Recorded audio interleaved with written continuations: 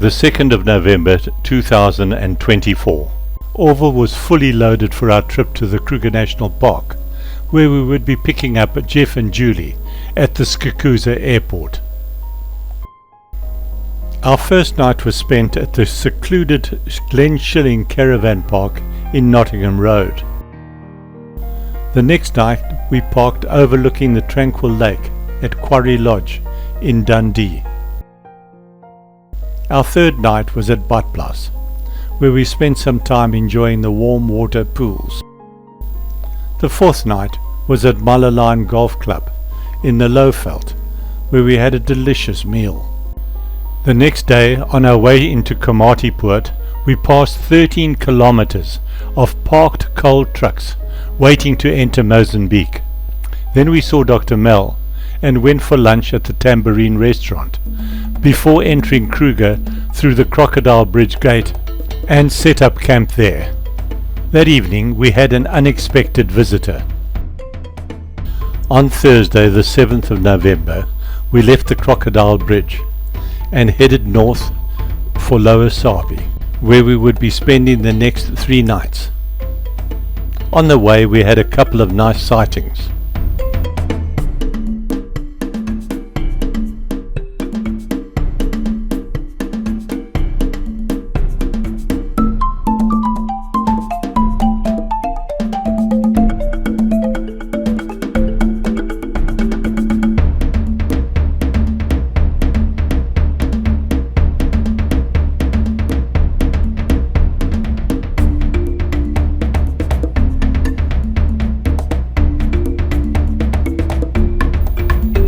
At Lower Sabi we set up camp with the ground sheet and tables to secure it while we were away.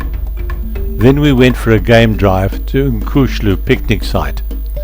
On parking we noticed a Cape glossing starling trying to feed its young in a nest which was in a hole in a tree. After watching the bird for quite a while, we went into the shop and bought buffalo pies, which we had for lunch with one of Beryl's famous salads.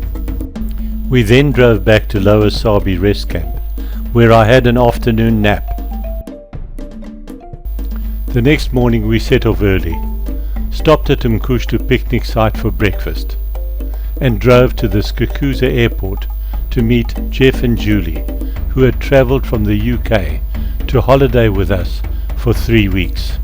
As we left the airport, we were lucky enough to see a white rhinoceros and an impala with a few hours old baby. On our way back we stopped in at Umkushlu for the girls to do some shopping, and where Jeff took a lovely selfie.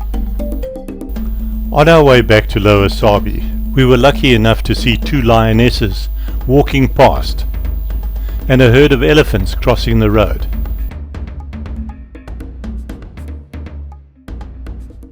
Then a couple of kudu bulls busy browsing, and a lonely giraffe.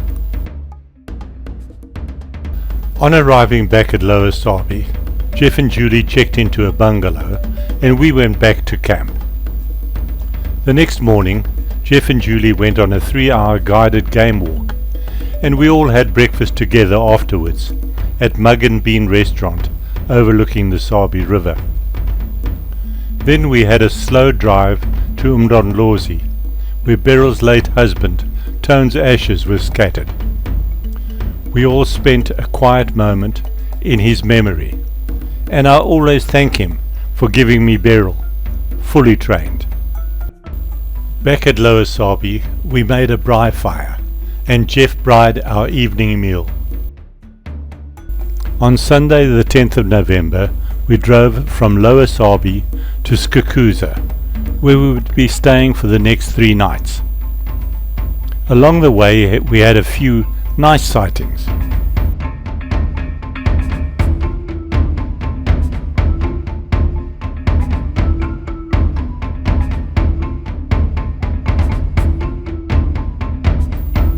In the afternoon we drove to Lake Panic, which is our favourite spot in Kruger. Unfortunately it was deserted, with no water in it at all, as there had been no rain for quite a while. That evening we went to the station restaurant to watch rugby and to have a meal. I had a burger and Beryl had a kudu carpaccio. That night it rained heavily. Our ground sheet was nearly washed away, and Orville, our motorhome, sprung a leak right over the bed. Jeff and Julie went on an early morning game drive, and when they returned, we set off to Chikwani picnic site, which is midway to Satara. We had a couple of nice sightings along the way.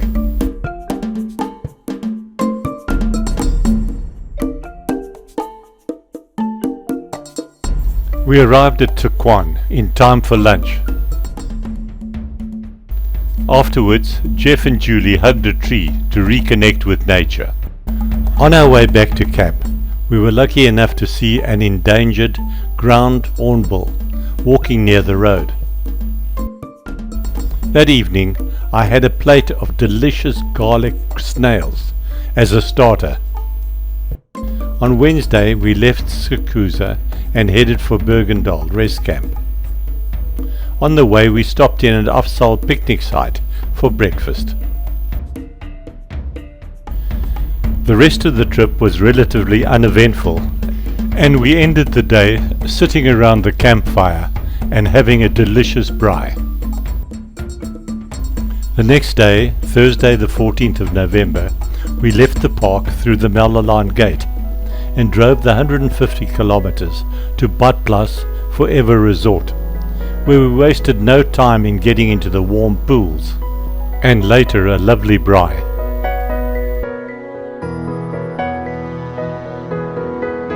The 4-hour drive to Dundee was uneventful, and we pulled into Quarry Lodge for our overnight stay, admiring the beautiful lakes and bird life. The evening ended with our usual braai. The next day was the last leg of our trip, a 6-hour drive to Margate. The next 2 weeks were spent in and around Margate, going to the beach when the weather allowed, or finding new restaurants to try out a variety of different cuisines. This was the green chili, where the bunny chow was a little too hot for Jeff. We even had an early Christmas dinner at home with all the trimmings.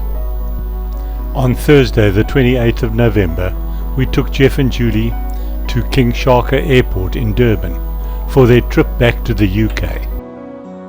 On our drive back, we reminisced on the many exciting memories we had made on the 3-week Kruger trip with the Steyns.